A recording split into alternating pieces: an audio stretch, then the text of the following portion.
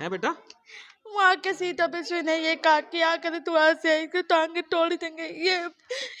ये धमकी दी उन लोगों ने मुझे। किसने बोला था ये? वहाँ के सीता पे सुई ने ये धमकी दी कि अगर तू ऐसे आई तो टांगे तोड़ देंगे। अच्छा गई थी मैं, घर से निकल गई थी। अच्छा, क्यों, क्या बात होगी थी? कुछ नहीं, मुझे घर में अच्छा नहीं लगता। सब मुझे चिल्लाते हैं कि तू क्यों नहीं निकल गई अपने घर, क्यों आ जाती है बार बार, यही चिंता है। कौन कौन चिल्लाता है? सभी चिल्लाते हैं मेरे ऊपर, कोई मुझसे अच्छे से बात नहीं करता यार। आपके भैया तो बड़ा प्यार करते हैं आपको। हाँ, बस दिखावे का प्यार है उनका।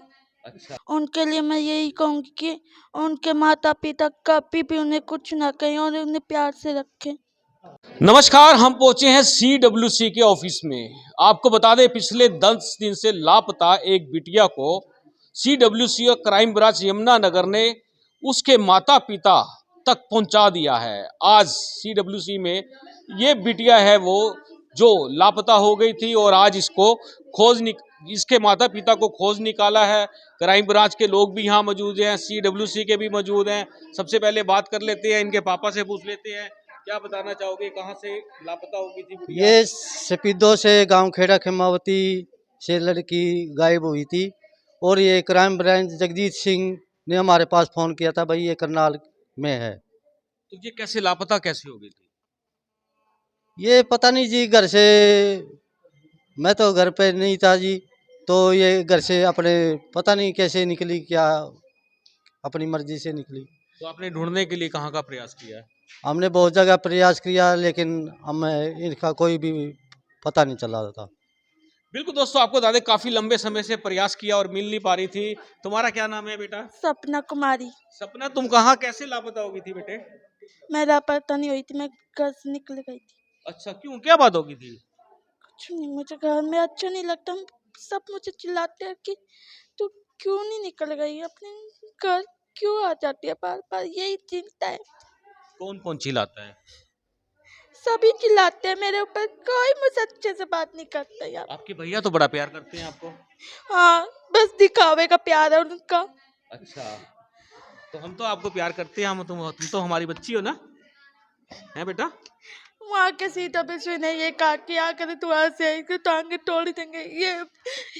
ये धमकी दी उन लोगों ने मुझे। किसने बोला था ये? वहाँ के सीता पे सुई ने ये धमकी दी कि अगर तू ऐसे आई तो टांगे तोड़ देंगे। अच्छा, और जो यहाँ के CWC वाले हैं? उन्होंने कहा कि कोई आपको कुछ नहीं कहेगा, बस आप यहाँ से आराम से रहो। सबने प्यार किया यहाँ पे आपको, अपनी बेटी मानते हैं ना सब, अच्छे हैं ना यहाँ के? यस। तो अब आप कितना पढ़ी, कुछ पढ़ाई की है आपने? नो। और ये इंग्लिश कैसे बोल रही हो फिर, यस नो? ये भाई से सीखी थी। अच्छा, ABC आती है आपको? और 1 2 आता है? कुछ भी नहीं आता? ये कैसे पता लगता है भी डांटते हैं, डांट मारती हैं जब? सब मुझे उल्टा गांव वाले कहते हैं कि कितने सालों के बाद आए, कितने दिनों की छुट्टी लेके आए, कब जाएगी, कहाँ जाएगी, ये पूछते ही रहते हैं मुझसे। अब तो पापा आए आपके लेने आपको?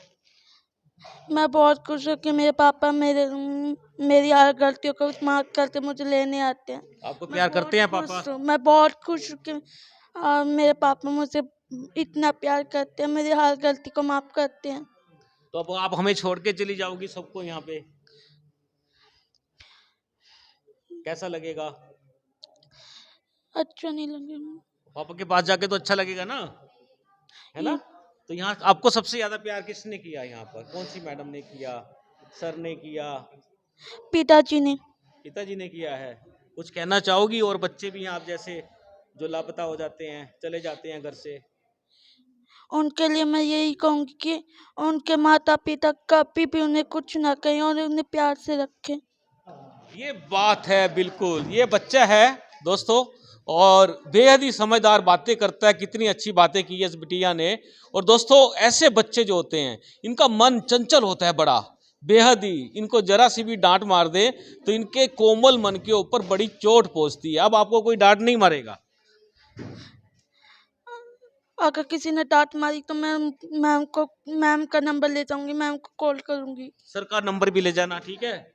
उमेश चांदा सर का भी नंबर ले जाना, ठीक है? हमारा भी नंबर ले जाना, हम आ जाएंगे वहाँ गांव में सफीदों ठीक में। है। ठीक है। आप डांट मारते हो बच्चे को हैं? नहीं जी, मैं तो बड़े प्यार से रखता हूँ। मैं तो घर पे आई नहीं था जिस अच्छा। टाइम ये आई है।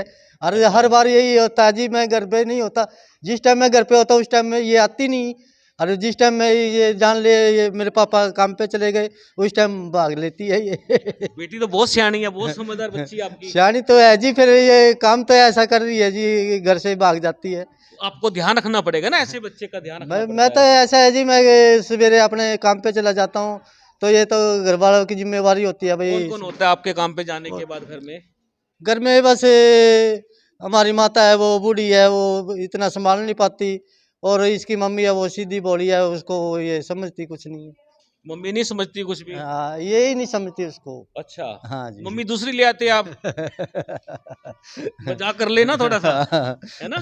आपको समझाना पड़ेगा, आप पिता हैं, घर के मुखिया हैं, आपको समझाना पड़ेगा। आज ये समझाते तो बहुत है जी, लेकिन समझ में तो नहीं आती इनके। क्योंकि कहते हैं ना, कन्या जो बेटी होती है पराया धन होती है, उसकी केयर बड़ी जरूरी होती है। केयर तो बहुत करते हैं जी, कोई खाने पीने में किसी बात की कोई दिक्कत है ही नहीं जी इसको। लेकिन इसका पता नहीं चंचल दिमाग है, इसको कोई थोड़ा बहुत बच्चे छोटे बोल देते हैं, उनका ये बुरा मान के ये घर से निकल जाती है। लेकिन अब आपको ध्यान रखना पड़ेगा पूरा। हम तो ध्यान रखते हैं जी। हम हाँ। इसको पढ़ाओ, पढ़ा सकते हो आप इसको? हम तो पढ़ाने में पूरी कोशिश है, लेकिन पढ़ती तो नहीं है ये। पढ़ेगी, आप प्यार से पढ़ाओगे पढ़ेगी। मैं पूछता हूँ इससे, सपना पढ़ोगी बेटा आप, है ना? पापा को बोलो मैं पढ़ूंगी जरूर। मैं पढ़ूंगी पापा, मेरा स्कूल में एडमिशन करवा दो। आप इसका एडमिशन करा दो स्कूल में, मैं तो करवा दूंगा है एडमिशन, ना? मेरे को कोई दिक्कत नहीं है क्योंकि जी। देखो बच्चे, आप कितने बच्चे हैं आपके? हाँ, मेरे पे 4 लड़कियां हैं जी अच्छा। और 2 छोटे लड़के हैं जी। अच्छा। हाँ जी। 6 बच्चे हैं हाँ आपके जी, पास। हाँ जी। शादीशुदा कितने हैं? 2 बच्चियों की शादी कर दी है मैंने। अच्छा। बाकी ये अब इसकी भी शादी कर दोगे आप? हाँ बिल्कुल कर देंगे। सपना तुम्हारी शादी कर देंगे बेटा, तुम्हारे पापा? मुझे नहीं करनी शादी पार्टी, क्यों? ये तो सबकी होती है। मुझे नहीं करनी। तो पापा की बेटी रानी बेटी बन के रहोगी। बिल्कुल दोस्तों, आपको बता दें ये पापा की बिटिया रानी बनकर रहेगी। आपकी बात मैं CWC करनाल वालों से जरूर कराऊंगा, क्योंकि उनका काम बोल रहा है। उससे पहले मेरे साथ यमुनानगर क्राइम ब्रांच के हैं सिंह साहब हैं, उनसे जानेंगे। बड़ी मेहनत की है आपने, इस बच्चे के परिजनों को ढूंढा है। बिल्कुल सर, बिल्कुल। ये CWC करनाल के माध्यम से मुझे पता चला कि एक बेटी यहाँ 10 दिन पहले आई हुई है, अपना नाम सपना बता रही है। तो फ़ोन के माध्यम से मैंने जब इसकी काउंसलिंग की तो इसने मेरे को साफ-साफ बताया कि मेरा नाम सपना है और मैं सफिद्दो से रहने वाली हूँ। तो ये अपना गाँव का नाम प्रॉपर नहीं बताया इसने, उस टाइम खेमवती बता रही थी। तो मैंने सफिद्दो थाने में फ़ोन किया तो उन्होंने बताया कि ये गाँव हमारे थाने के अंतर्गत ही आता है। तो वहाँ के प्रभारी से बात करने के बाद उन्होंने एक मुलाजिम इसके गाँव में भेजा। तो गाँव वालों ने इसकी फ़ोटो पहचान ली कि हाँ, ये इसी गाँव की रहने वाली है। तो उन्होंने इसके पापा का नंबर दिया, जो ये शाम को 6 बजे मेहनत मज़दूरी करने के बाद गाँव पहुँचे। तो इन्होंने बताया कि ये मेरी बेटी है, लेकिन ये बार-बार घर से निकल जाती है। लेकिन इसका दिमाग अभी बच्चों वाला है, लेकिन ये बड़े सॉफ्ट हार्टेड पर्सन होते हैं, जो किसी की बात को अपने दिल पे लेके घर से निकल जाते हैं। जो 10 दिन की काउंसलिंग के दौरान यहाँ CWC ने इसको अच्छी तरह समझा दिया और ये समझ भी गई है कि मैं दोबारा नहीं निकलूँगा। और इसके पापा जी को भी हमने समझा दिया कि दोबारा बेटी को कोई ऐसी बात नहीं कहनी जो ये दिल पे लेके जाए। तो अब ये अपनी बच्ची को लेके अपने घर जा रहे हैं, बड़ा अच्छा लग रहा है हमें भी सर। तो आपका काम बहुत बढ़िया है, सराहनीय है। आप ऐसे ही काम रेगुलर करते रहते हैं? बिल्कुल सर, हमने पिछले 8 महीने में 115 फैमिलीज ऐसी हैं जो बिछड़े हुए उनके परिवार से मिलवाया है। और ये लगातार मेहनत का ही नतीजा है। कहीं एक कड़ी भी छूट जाए तो ये बच्चे अपने घर तक नहीं पहुंच पाते। ये तो लोकल है सर, मतलब कि ऑल इंडिया की बात करते हैं कि ऑल इंडिया में कर्नाटक, महाराष्ट्र, बेंगलोर, पश्चिम बंगाल, वहाँ तक के बच्चे हमने यहाँ से पहुँचाए हैं सर। बिल्कुल दोस्तों, आपको बता दें बेहद ही सराहनीय कार्य कर रही है ये हरियाणा सरकार की अचीवमेंट कह सकते हैं। बहन जी, क्या लगता है आपको कि आपने 10 दिन के अंदर बच्ची का दिल जीत लिया है? ऐसी कोई बात नहीं, बच्चे प्यार के भूखे होते और कुछ नहीं। आपने देखा ही, अभी भी आश्रम से आई थी तो मेरे लिए चॉकलेट लेकर आई थी। अच्छा। हाँ, चॉकलेट लेकर आई थी, इसलिए खाली प्यार से। इसके घर का वातावरण कुछ ठीक नहीं है, इसको घर वाले प्यार नहीं करते, इसकी वजह से ये परेशान थी। और उसने आके मुझे कहा, और मैं 10 दिन के बीच में कम से कम 3 बार इससे मिली हूँ और इसको बिल्कुल मन पक्का किया। और आज आप देख रहे हो ये बच्चा बिल्कुल जाने के लिए खुश है। क्या हुआ? कुछ नहीं, यहाँ पर दर्द हो रहा है। अभी दिखाएंगे डॉक्टर, अभी यहाँ दिखाएंगे क्यों डॉक्टर। दर्द हुआ? दांत में दर्द हुआ आपको? रात को ना सो रही थी ना, तो मैं नीचे, मैंने बुरा सपना देखा तो नीचे बिस्तर से गिर गई, तो यहाँ पर लग गई मेरे। हो बिस्तर से गिर गई। वाह बेटा, ये बिस्तर से गिर के सपने मैं आते हैं। सबसे ज्यादा धन्यवादी क्राइम हाँ। ब्रांच से सरदार जी के, जगजीत जी की हूँ जगजीत कि जी इन्होंने हमारा बहुत सहयोग दे रहे हैं, जरूरत से ज्यादा जितने की हम अपेक्षा रखते हैं।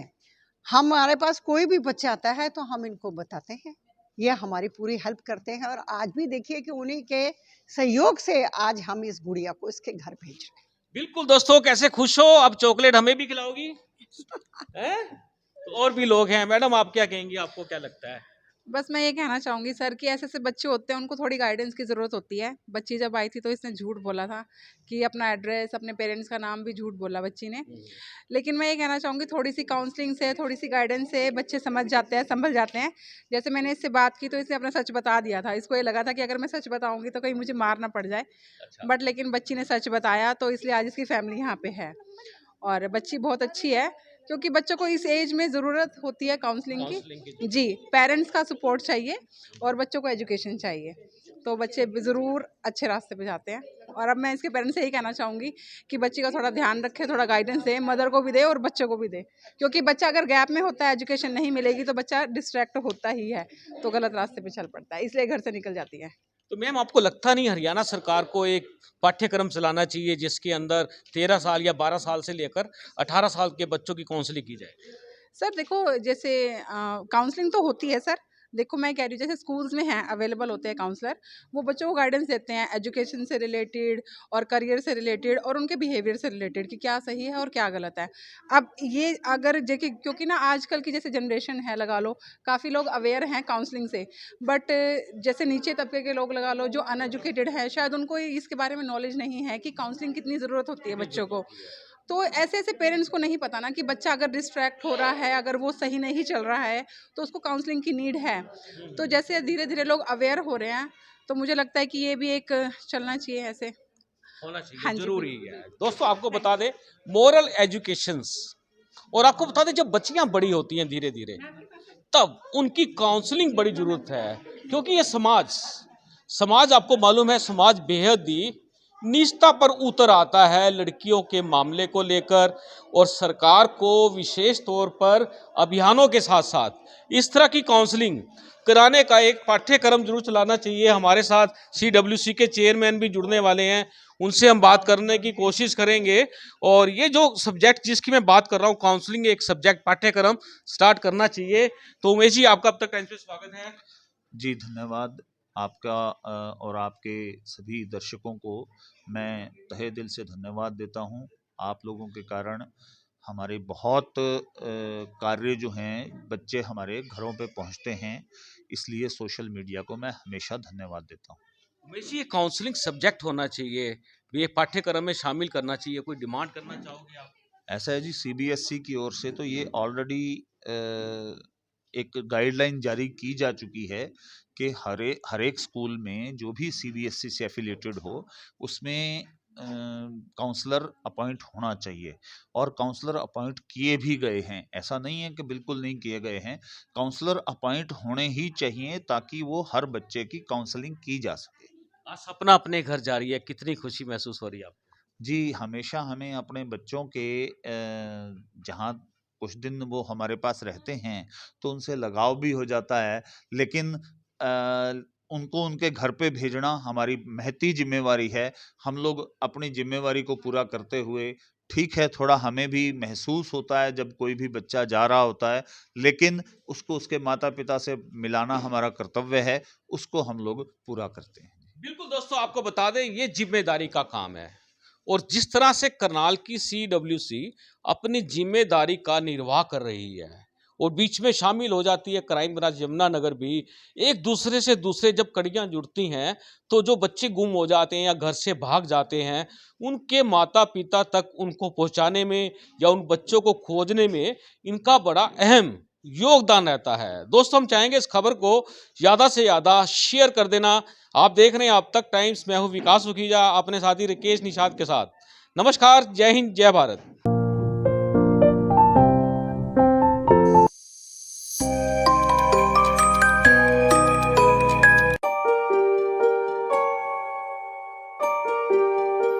happiness is important for you and your loved ones, choose a policy today from Star Health Insurance.